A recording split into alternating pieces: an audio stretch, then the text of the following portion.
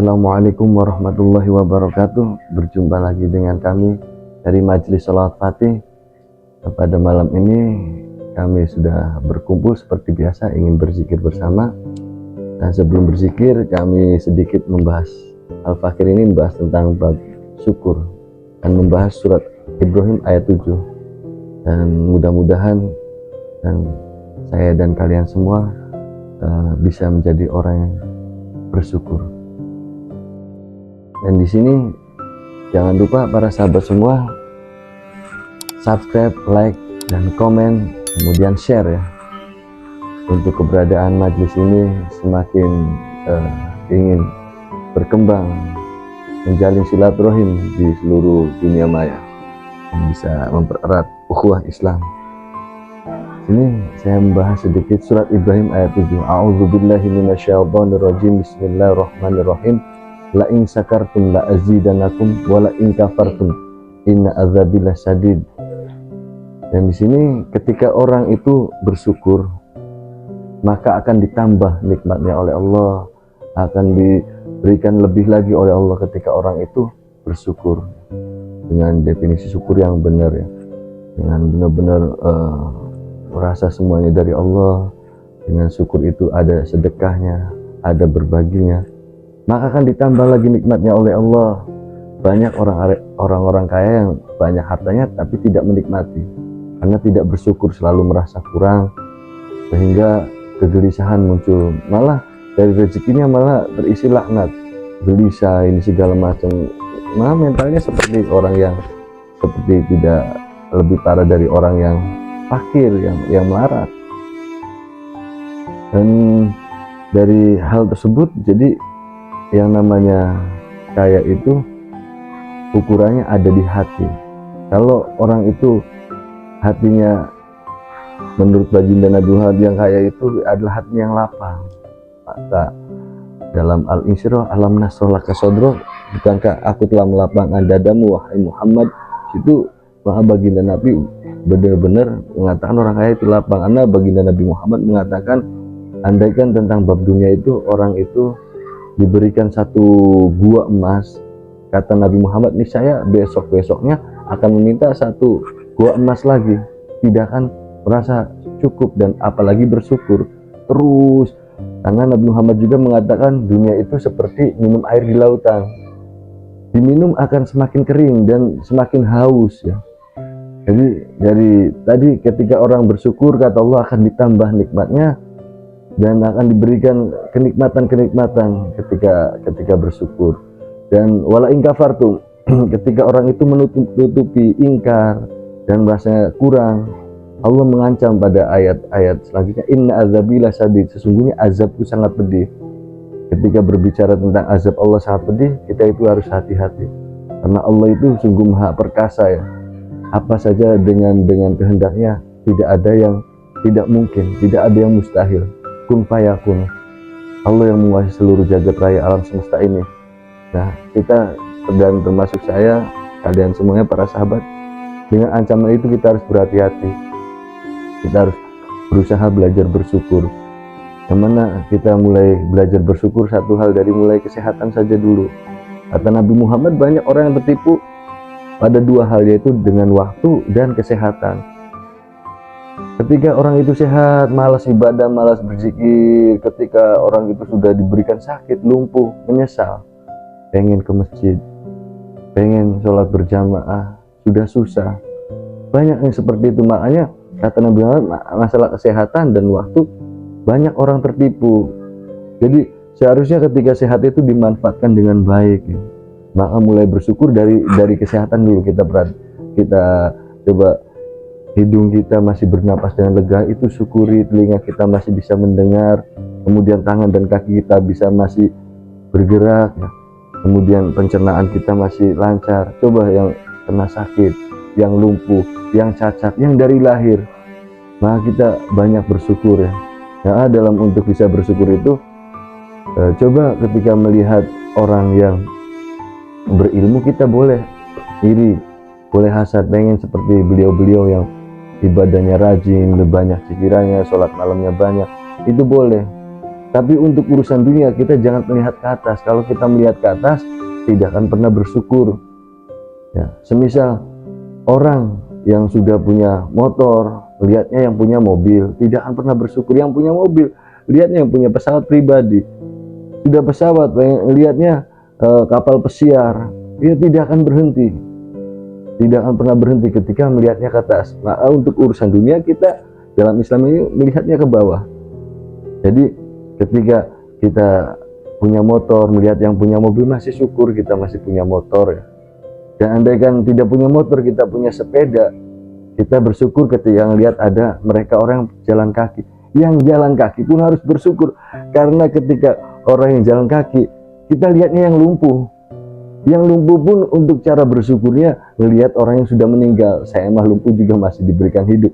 Nikmat masih diberikan hidup itu adalah harus kita syukuri, karena begitu kita meninggal masuk alam kubur itu sudah pastinya tanggung jawab. Di dunia ini ladang kita menanam, kita mencari amal ya, maka tidak akan ada enaknya ya sesungguhnya. Maka kita cari amal sebaik-baiknya. Tadi satu dari kesehatan, yang kedua dari waktu. Waktu kan tidak ada yang tahu, andaikan kita sudah dicabut nyawanya, selesai amal, kecuali 3, ilmu yang manfaat kata Nabi Muhammad, kemudian anak yang soleh, dan satu lagi adalah sedekah jariah, itu yang mengalir. Selain daripada itu terputus. Nah, kita harus banyak-banyak pandai-pandai tentang waktu. Dan ingat, Allah di dalam kitab suci Al-Quran sering berkata, bersumpah atas nama waktu, dari wal asri demi waktu, kemudian wadduha demi waktu duha, kemudian al-lail tentang waktu malam. Allah sering sekali menginikan waktu, karena manusia banyak lalai tentang waktu. Diberikan waktu itu adalah waktu menurut Islam ini sangat berharga, karena kesempatan masih hidup. Ketika orang sudah terbaring di ICU sekarat, itu dalam hatinya pengen sholat berjamaah, tapi waktu sudah habis. Jadi waktu itu sangat berharga. Makanya lihat dari Allah, dari wasyamsi wadduha wal laili wal fajri ya, bersumpah atas nama waktu, wal laili tentang waktu malam. Dan ingat dari pergantian siang dan malam, Allah lagi mencari hamba-hambanya mana yang baik dan mana yang buruk. Jadi waktu ini jangan disia-siakan. Andaikan manusia itu hanya mengejar dunia saja, sudah di dunianya tidak jadi kaya, apalagi sudah diberikan kelebihan, juga punya mobil, punya rumah, masih tidak bersyukur, akan terus merasa miskin. Begitu meninggal, kemudian baru kaget, baru dia bisa paham tentang alhaqumut takasur, bermegah-megahan melalaikan kamu hatta zurtumul maqabir. Ketika sudah masuk kubur, mereka baru kaget, takut, oh saya ini salah, melalaikan waktu mengejar dunia saja. Sehingga mereka kaget ketika dihukum di kubur ya. Kemudian andaikan yang hanya untuk bersenang-senang hidupnya, malas-malasan, andaikan orang saja tidur 9 jam, umurnya bisa mencapai 70, itu perkiraan sekitar 40 tahun dia itu hidup, karena sebagiannya untuk tidur 20 tahun ke atas ya. Apalagi yang 40 tahunnya tidak untuk ibadah, benar-benar sia-sia. Ingatlah para sahabat, kita di dunia ini tidak akan selamanya, dan di dunia ini bukan untuk bermain-main. Ingat dari firman Allah di situ, wamal hayatud dunya illa mataul gurur. Sesungguhnya di dunia ini bukan tempatnya bercanda gurau. Kita ada setiap hari ada kiroman katibin, ada malaikat mulia yang mencatat setiap harinya. Jadi kita jalankan sholat fardu, kemudian amal soleh kita jalankan, sodako bagi yang ada uang, yang tidak ada uang sodakonya misalnya dengan senyum. Kemudian kita lakukan banyak zikir untuk bekal kita ya. Yang tetap ikhtiar kerja, tapi kerjanya dinawa itu dengan ibadah, supaya jangan sampai dalam ketika iman dan Islam kita hilang, maka ketika kerja pun bisa korupsi, bisa jalan yang salah. Takutlah kita semua kepada Allah supaya kita bisa lurus. Dari syukur di sini supaya kita hidup lebih tenang ya. Ada tetangga yang beli sesuatu yang mewah-mewah pun tidak sakit hati, karena rezeki sudah ada yang mengatur. Ya kita syukuri kita masih sehat. Dan termasuk iman para sahabat, kalian semua yang masih sholat, masih rajin zikir. Dan Allah kan mengutus para nabi. Nabi itu pembawa kabar, rasul utusan, sudah memberikan kabar gembira bagi orang yang sholat. Ada di situ ketika sholat dengan sabar. Ketika sholat sering dikaitkan dengan sabar, ada balasannya nanti di surga. Banyak orang yang tidak percaya dari zaman dahulu juga banyak yang tidak percaya, seperti Korun, seperti Fir'aun, seperti Namrud. Mereka tidak percaya mati, apakah sekarang masih hidup? Dan bahkan Allah membuktikannya sampai sekarang, jasadnya si Fir'aun itu masih tetap awet. Cuman di sana sekarang banyak mumi-mumi palsu untuk menyerupai Fir'aun, di balsemnya, diawetkan, tapi tetap jasadnya Fir'aun itu muminya yang di paru-parunya masih ada garam karena dia tersedak pada saat itu di Laut Merah ketika air kembali ketika pasukan Fir'aun masuk, air menghantam sehingga air garam itu masuk ke dalam paru-paru, sehingga masih tetap awet. Dan bukti kekuasaan Allah, masih tidak percaya akan kehidupan nanti.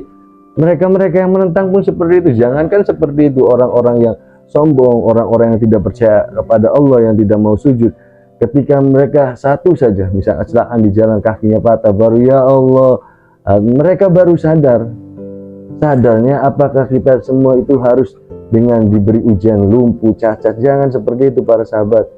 Kita dari sekarang masih diberikan umur, syukuri ya. Masih diberikan hidup, syukuri. Masih diberikan sehat, disyukuri. Andaikan saya dan kalian semua para sahabat matanya mau dibeli 1 miliar, apakah ada yang mau? Kenikmatan luar biasa ini, kita bisa tahu mana yang cantik, mana yang ganteng, mana yang warna hitam, warna putih, dan keindahan dunia melalui mata. Ya, orang kaya ada yang diberikan kekurangan matanya, bisa beli. Tapi maukah kalian yang dibeli matanya? Kan tidak mau ya. Ini kenikmatan dari Allah, kita gratis benar-benar. Allah tidak mengharapkan apa-apa kepada kita. Jadi kita banyak bersyukur masih diberikan hidup. Dan saya sedikit bercerita sebelum saya akhiri nanti untuk menunggu para sahabat yang lain berzikir bersama. Guru saya seorang alim Al-Mukarram, Syekhun Nakispuri Ansor Jatireja, itu banyak sekali ujian hidupnya. Karena memang benar kata baginda Nabi Muhammad ketika ditanya oleh para sahabat, ya Rasulullah, siapa yang ujiannya berat? Yang pertama para nabi dan rasul. Kemudian ditanya lagi, siapa yang berat ujiannya? Para wali-wali Allah, orang-orang soleh. Itu mereka ujiannya berat, termasuk guru kami pun ujiannya sangat berat. Salah satu hal, beliau ini kekurangannya sangat luar biasa, sampai karena saking bersyukur atas nikmat Allah, walaupun kesulitan tidak pernah meninggalkan ibadah, sampai ditinggalkan oleh sesuatu yang tidak baik lah, tinggalkan keluarganya, sampai benar-benar jarang makan. Beliau puasa hanya minum air. Tapi beliau bercerita kepada saya pada saat itu, pada saat ditinggalkan oleh istrinya dahulu perjalanan beliau. Kemudian beliau bercerita tentang pada saat beliau kesulitan makan, ditinggal keluarga, beliau tetap tidak marah ya kepada Allah, sangat luar biasa sekali. Dan pada saat bercerita kepada saya, beliau ngomong, kamu masih mending masih makan, kata guru saya. Saya itu waktu dulu merasakan ujian sering nggak makan. Ya Allah, saya pengen makan sate. Beliau ketika buka puasa hanya mendapatkan air putih yang diminum. Tapi kata beliau begitu air itu ditekuk buka puasa, begitu beliau tahap rasanya katanya rasa sate. Jadi beliau ini sangat bersyukur, sampai beliau ini sudah tidak mau tomah kepada yang lain. Ketika buka puasa tidak ada makanannya, minum, beliau nikmati, tidak marah. Sampai beliau cerita kepada saya, mau saya pingsan kayak, mau saya klenger kayak, mau saya meninggal kayak, Allah ridho. Saya yang tidak mau meminta-minta kepada orang kaya ataupun pejabat-pejabat yang korup, tidak mau. Beliau pengen rezeki yang diridhoi oleh Allah, beliau terus ibadah. Nah, sampai suatu ketika pada saat itu guru saya itu lagi di Jakarta, di makamnya Habib Luar Batang Alaidrus, Jakarta Timur kalau tidak salah. Beliau di situ sembari beca, narik beca zaman dahulu ya, tahun 70-an, tahun 60-70, beliau ngebeca di situ di Jakarta. Sering karena tidak dapat tumpangan ketika setengah 12, beliau sudah pakai sarung dan dalamnya pakai celana komprang, masuk ibadah, narik, kadang buat makan ya, kadang tidak dapat tarikan, tidak dapat tumpangan, jadi hanya minum air putih. Nah, beliau bercerita pada saat itu lagi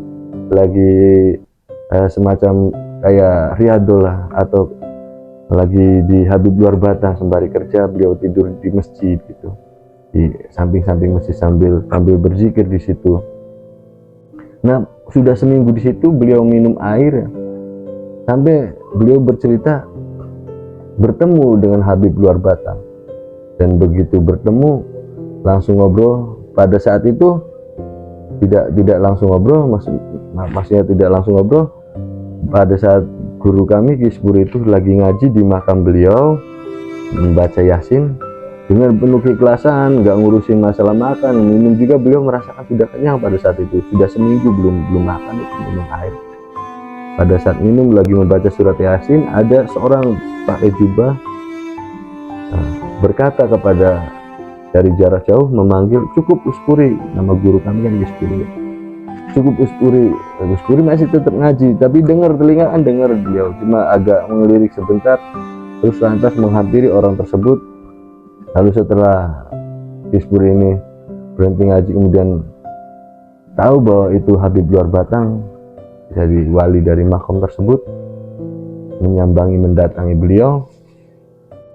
Pada saat itu Uspuri cerita kepada saya langsung, tidak cerita panjang lebarnya, kata guru saya langsung pengen lari karena diberikan uang 1 karung oleh Habib Luar Batang, Habib Alaidrus tersebut.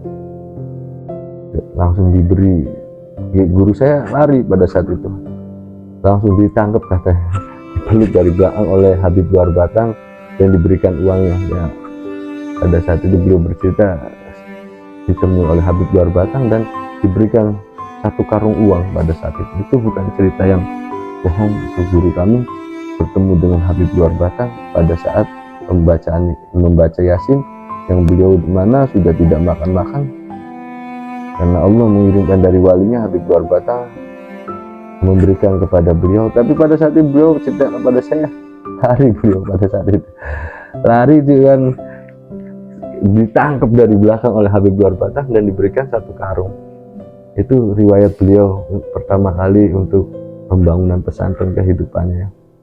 Kemudian beliau pun banyak sekali karena, tapi tidak lantas beliau ini gara-gara tidak makan seperti itu langsung dapat uang seperti itu ya para sahabat. Beliau perjuangannya banyak, gurunya pun banyak, beliau cobanya sangat banyak.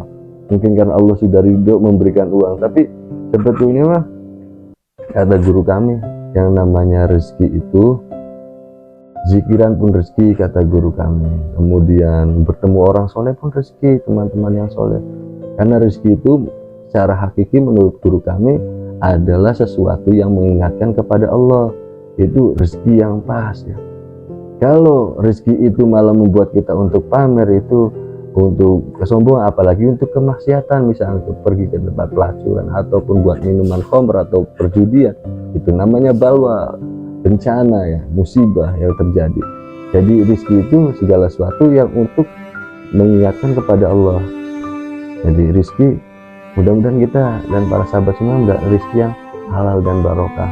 Dan kita dan para sahabat mulai malam ini perbaiki ibadah kita, sholat kita, zikir kita, kemudian sebagai laki-laki pada anak dan istri tanggung jawabnya, dan pada diri sendiri. Dan kita mulai belajar berusaha untuk lebih bersyukur, mensyukuri apa yang sudah Allah berikan. Dan sebelum ditutup, kita ingatkan di surat Ar-Rahman, banyak sekali Allah berkata, Allah berfirman, "Fabi ayyi ala'i rabbikuma tukadziban," nikmat mana yang kamu dustakan. Banyak sekali Allah itu lebih dari 10 kali berfirman seperti itu dalam surat Ar-Rahman, menunjukkan bahwasanya manusia itu kan banyak mendustakan nikmatnya Allah. Makanya banyak sekali fabi ayyi ala'i rabbikuma tukadziban. Allah sampai berfirman seperti itu, nikmat mana yang kamu dustakan, karena manusia banyak mendustakan, diberikan hidup ya, tidak bersyukur, tidak mau sujud. Bahkan yang lebih parah, orang-orang sekarang sampai main judi pun ketika artinya jelek, ya Allah, dimarahin Allah, dalam keadaan maksiat mampu memarahin Allah. Orang sekarang sungguh luar biasa ini, kelakuan rusak para sahabat.